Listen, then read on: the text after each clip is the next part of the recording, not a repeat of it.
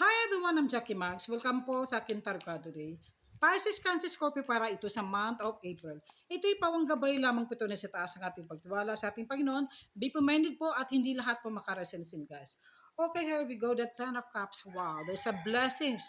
Happy marriage. Kontento ka na, but be content what you have. Sobrang enjoy ka sa family mo or either na-meet mo yung mga family reunions. Some of you naman ay nagkaroon ng pagbabanding sa family. May blessing na magaganap sa inyo guys. Hindi lang sa kapirahan, sa negosyo at successful ka sa career. Some of you naman kayo po ay may pet na aso. Mahilig sa aso sa tingin niyo po guys. At ito guys, some of you naman ay may balak kakasal o ito si person mo mag-offer ng kasal sa iyo.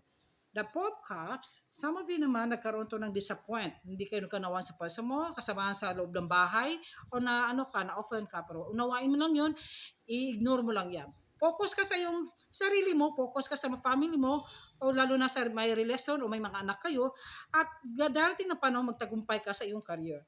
Ito naman na Knight of Cups, some of you na ay maraming admirers sa mga Pisces, Cancer, Scorpio kasi kayo ay charming, maganda, sexy, at higit sa lahat mapagbigay kayo. Marami kayong tawag at text sa message na matatanggap sa ibang bansa, sa mga kaibigan at friends. May mga blessing na magaganap na ibibigay sa inyo po. Thank you and God bless po. Bye!